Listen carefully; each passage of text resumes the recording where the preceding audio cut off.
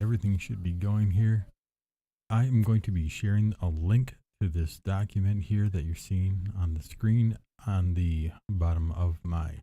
I'm going to comment it after I'm done talking about this a little bit so you guys can see what I'm talking about. This is about the school tax that we just had. All of the figures that you're seeing here are from my personal property tax document statement for the year. The line that we're going to look at a couple of lines specifically to figure out exactly how this is all working and where I'm going to tell you where I'm getting some of these figures from so that you guys hopefully can understand, where the referendum figures in, how the taxes shifted from last year to this year. All right. Some of these numbers were given to me, like the operations tax that we're using for the school's mill rate this year for 2024 was given to me by the Dave Bardo. And then 2023's tax mill rate was, of course, also by Dave Bardo supplied. Thank you very much, Dave. Right here, our fair market value, that's what the school district uses. They don't use the assessed value. So if you're looking at your property tax document, you would utilize the, if you look at the right side of that, you're going to find one that says total estimated fair market value. That's what I'm using here.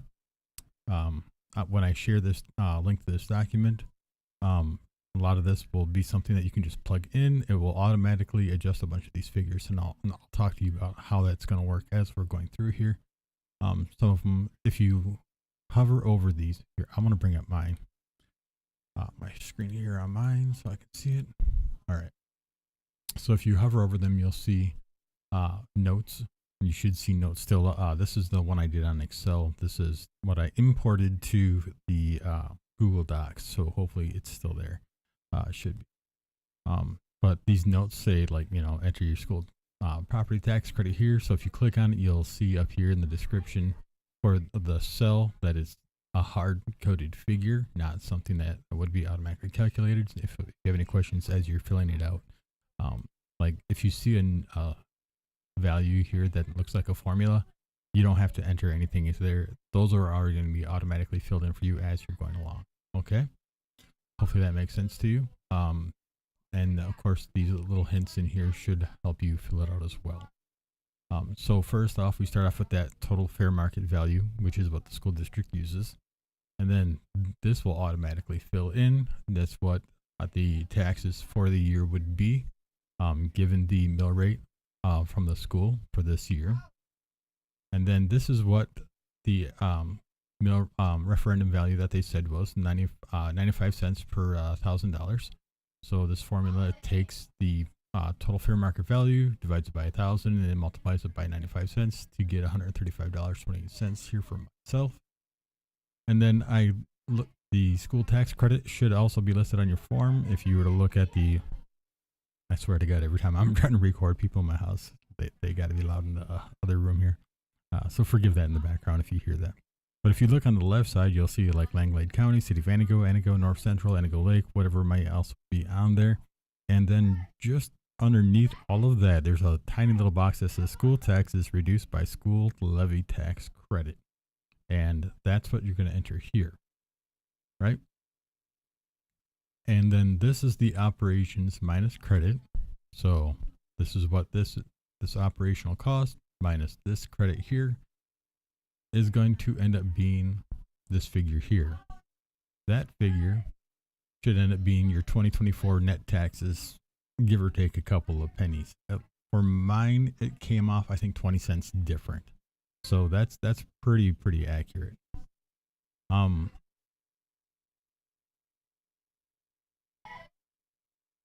I'm fairly confident that my math here was pretty good. Jesus. Guys, trying to record something here for people. Chill out. All right. All right. So, and then the next line here, this is when you would have to enter hard as well. This is the 2023 net tax for the school. You'll find that that's the Antigo line. So if you're looking, you'd see Langlade County, City of Antigo. So you're going to pull it from the Antigo line. And there's a 2023 net tax line, and that would be $507.94 for me. That's going to be different for every single individual, but all based on your fair market value for everything for that year, right? So the difference between 2024 was the difference between this one, and this one. That was the increase from last year to this year, right? And my operations value, if we did 2023, this is what my taxes would have been last year, right? And then the increase from 2023 to 2024 ended up being my referendum cost. These are two different calculations done completely separately, but they come out to the exact same figure. So that's how we know the difference in what the cost would have been after the taxes ended up being the difference in the referendum. So the difference that you're going to see in the operational cost after the credit and the net tax cost was accurate. That is going to be 100% what the mill rates were before the referendum was added in. So this value here that you'll see, I'm going to take this one, the difference between the 2023 and 2024, and it's going to subtract the referendum, and it's going to tell you how much your property tax value increased without the referendum included in that. So if your property, like my personal property, our value was already raised before we bought it recently, and so our reassessment didn't really go anywhere. So very small increase, and that's mostly on the operational cost. If your property value jumped massively, as I know some people's did, that value very well may be more, but that's going to be due to the property value reassessment. So it's not necessarily that the school did anything untoward. And it's definitely not that the referendum costs any more than it should have. It was still 95 cents per $1,000, like they said it would be. Actually, I think they said $1, so technically it's like a nickel cheaper per 1,000, which is like $5 or something like that. I'm not rolling the math off the top of my head at the moment. I don't know why, but yeah, the it looks like the tax rate for the referendum was accurate. The differences are going to be in the mill rate and the value of your property tax.